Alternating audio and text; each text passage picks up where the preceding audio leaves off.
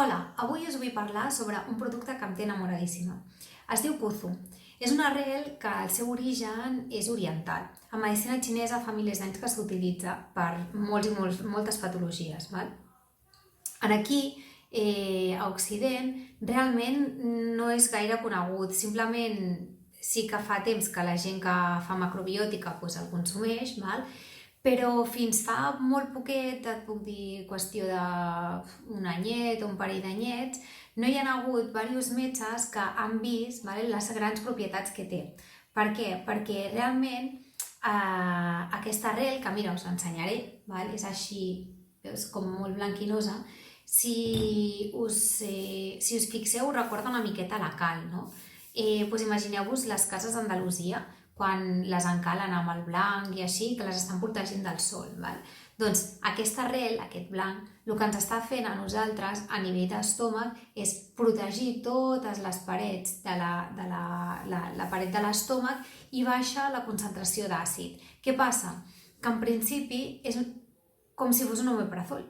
És a dir, t'està fent l'efecte antiàcid de l'omeprazol i el que et fa que l'omeprazol no et fa és actuar de protector gàstric, és a dir, que ajuda a que aquesta paret no es vagi irritant i es vagi escalfant. Per tant, tot el tema d'acideses que pot provocar el prendre medicació o el portar una vida molt estressant, tenim acidesa, o fins i tot quan hi ha tipus Helicobacter pylori o així, doncs clar, és un tipus d'arrel que no té cap efecte secundari i que realment es pot utilitzar.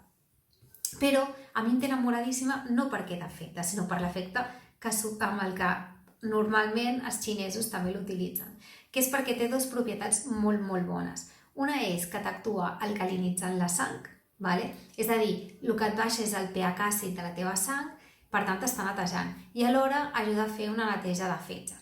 Què passa? Que estem en plena primavera. Llavors, com estem en plena primavera, és la millor època de l'any per intentar treure totes aquelles toxines que a nosaltres ens estan provocant petits símptomes que a vegades ni ens adonem.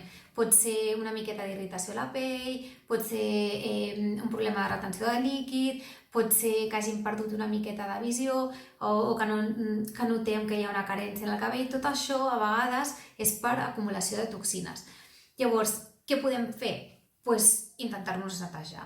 Llavors, jo el que volia plantejar-vos era que féssiu l'experiment a casa de com podíeu fer aquest remei depuratiu. Llavors, normalment en medicina xinesa es treballa amb una pruna que es diu Domeboshi. Jo us faré la mateixa depuració, però en lloc amb la pruna aprofitarem la llimona, que és molt nostra. Aleshores, us proposo que agafeu 2 trossets de Kuzu i els dissoleu amb aigua.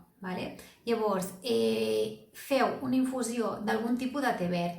Jo normalment utilitzo el te Kukicha perquè és un te que m'ajuda també a netejar a nivell del ronyó, sobretot per gent, per exemple, que tingui molta patologia, ja sigui en les dents, oïdes, en ossos, és millor el Kukicha que qualsevol altre te verd. Però podeu agafar un sencha o podeu agafar qualsevol tipus de te verd, no hi ha cap mena de problema.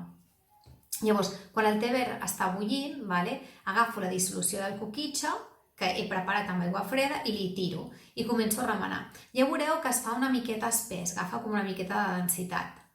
Doncs aquesta espessura és normal, és que està fent l'efecte correcte.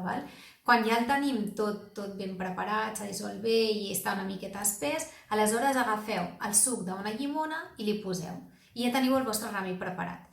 Llavors, seria ideal si us el prenguéssiu al dematí en dejuni i just abans d'anar a dormir, perquè d'aquesta manera fareu una neteja. Us sentireu amb molta més vitalitat, sentireu que us canvia fins i tot la concentració amb l'orina, que serà superclar i transparent. Ja veureu que hi ha petites modificacions que notareu en el vostre organisme i ens comentareu a veure què tal.